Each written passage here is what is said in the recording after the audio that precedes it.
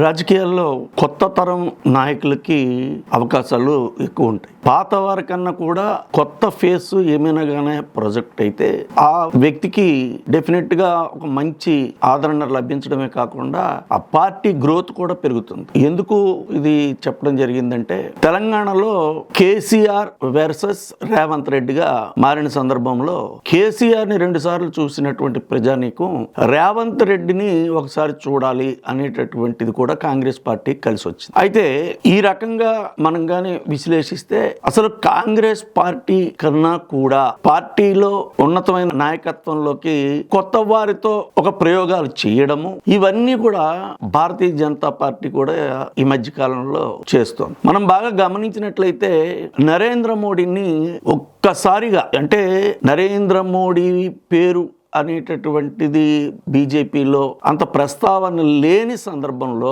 గుజరాత్కి ఆయన ముఖ్యమంత్రిని చేసి ఒక ప్రయోగం చేశారు. అది సక్సెస్ అయ్యి చివరికి నరేంద్ర మోడీ ప్రధానిగా కూడా ఆయన 2 సార్లు ఎన్నిక కాబడ్డాడు. ఇదే సందర్భంలో రీసెంట్ గా జరిగిన మధ్యప్రదేశ్, రాజస్థాన్, ఛత్తీస్గఢ్ ఈ ఎన్నికల్లో విజయం సాధించినటువంటి Bharatiya Janata party social engineering జరుపుతూ కొత్త వారిని, అంటే అసలు ప్రచారంలో లేని వాళ్ళని తీసుకువచ్చి ముఖ్యమంత్రులుగా చేసింది. ఛత్తీస్గఢ్ లో ఒక ఎస్టీ సామాజిక వర్గానికి సంబంధించినటువంటి వ్యక్తిని, అలాగనే మధ్యప్రదేశ్ దగ్గరకు వచ్చేటప్పటికి ఓబీసీ, ముఖ్యంగా యాదవ సామాజిక వర్గానికి చెందినటువంటి వ్యక్తిని, అలాగనే రాజస్థాన్ లో ఓసీకి సంబంధించిన బ్రాహ్మణ కులానికి సంబంధించినటువంటి వ్యక్తిని ముఖ్యమంత్రులుగా చేసి ఒక కొత్త తరాన్ని మళ్ళీ ప్రొజెక్షన్ లోకి తీసుకొచ్చింది భారతీయ జనతా పార్టీ. ఇవన్నీ కూడా చాలా సక్సెస్ఫుల్ గా జరుపుతున్నటువంటి భారతీయ జనతా పార్టీ తెలంగాణ విషయంలోకి వచ్చేటప్పటికి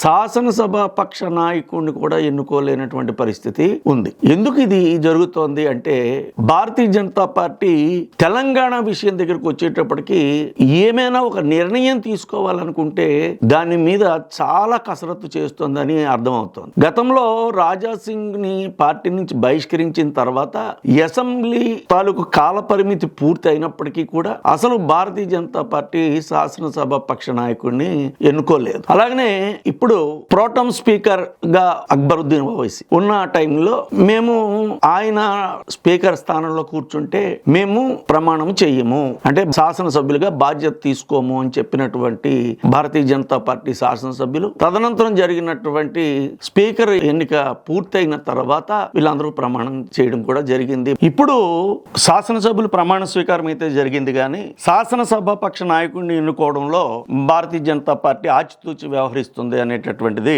అర్థమవుతుంది. ముఖ్యంగా మనం గానే గమనిస్తే పార్టీ అధ్యక్షుడిగా కిషన్ రెడ్డి ఉండడం వల్ల ఓసీ సామాజిక వర్గానికి సంబంధించినటువంటి వ్యక్తి అధ్యక్షుడిగా ఉన్నాడు కాబట్టి శాసనసభ పక్ష నేతగా బీసీని పెట్టాలి అనేటటువంటి ఆలోచన ఒకటి చేస్తున్నట్లుగా భావించారు. ఎందుకంటే త్వరలోనే రాబోతున్నటువంటి పార్లమెంట్ ఎన్నికల పైన దృష్టి పెట్టినటువంటి భారతీయ జనతా పార్టీ ఖచ్చితంగా ఇక్కడ సోషల్ ఇంజనీరింగ్ జరుపుతుంది అనేటటువంటి దాంట్లో అసలు అనుమానమే అక్కర్లేదు. మనం అదేగానే పరిగణలోకి తీసుకుంటే 3 సార్లు గెలిచిన రాజాసింగ్ గాని, లేదా 2వసారి గెలిచినటువంటి నిర్మల్ శాసనసభ్యుడు మహేశ్వర్ రెడ్డి, వీళ్ళని వాస్తవంగా అయితే వీళ్ళు సీనియర్లు వీళ్ళని పెట్టారు. కానీ ఇక్కడ కిషన్ రెడ్డి ఓసీ, ఇక్కడ మళ్ళీ ఇక్కడ తర్వాత శాసనసభ పక్ష నాయకుడు ఓసీ అయితే బీసీ వర్గాలన్నీ కూడా దూరం అవుతాయి కాబట్టి ముదోల్ నుంచి గెలిచినటువంటి రామారావు పటేల్ ని వాళ్ళు తీసుకొచ్చే అవకాశం ఉన్నది. ఒకవేళ లేదు అంటే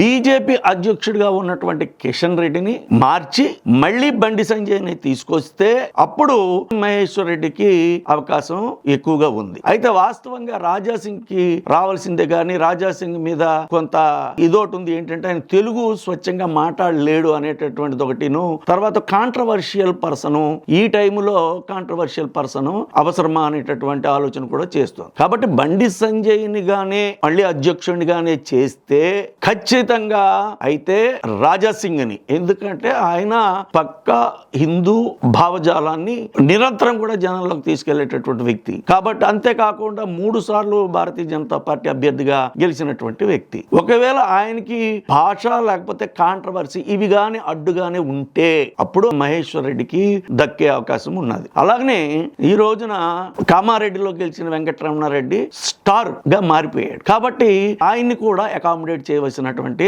అవసరం ఉంది. అందువలన బండి సంజయ్ని గానే రాష్ట్ర అధ్యక్షుడిగా చేస్తే ఖచ్చితంగా మహేశ్వర్ రెడ్డిని తీసుకొచ్చి శాసనసభాపక్ష నాయకుడిగా చేసి వెంకటరమణారెడ్డిని ఉపనాయకుడిగా చేసే అవకాశం ఉన్నది. కావాలనుకుంటే రాజాసింగ్ని కూడా ఉపనాయకుడిగా పెట్టొచ్చు, అంటే ఇద్దరికి కూడా అకామిడేట్ చేయొచ్చు అనేటటువంటిది ఒకటి బలంగా రాజకీయ వర్గాల్లో వినిపిస్తున్నది. అయితే ఏది ఏమైనప్పటికీ కూడా భారతీయ జనతా పార్టీ మాత్రం సోషల్ ఇంజనీరింగ్ జరపడంలో కానీ 1 by 1 ఏ రోజు రెస్ట్ తీసుకోకుండా నెక్స్ట్ ఏమిటి అనేటటువంటి దాంట్లో ముందు వరుసలో ఉండేటటువంటి భారతీయ జనతా పార్టీ ఖచ్చితంగా 2024 లోక్సభ ఎన్నికలను దృష్టిలో పెట్టుకుని పార్టీ అధ్యక్షుడు అలాగనే ఈ శాసనసభ పక్ష నేత ఈ విషయంలో ఒక అభిప్రాయానికి అయితే ఖచ్చితంగా వస్తుందని చెప్పి రాజకీయ విశ్లేషకులందరూ కూడా భావిస్తున్నారు. అందరూ కూడా భారతీయ జనతా పార్టీ ఏం చేస్తుంది అనేటటువంటి ఈగర్ గా వెయిట్ చేస్తున్నారు. అయితే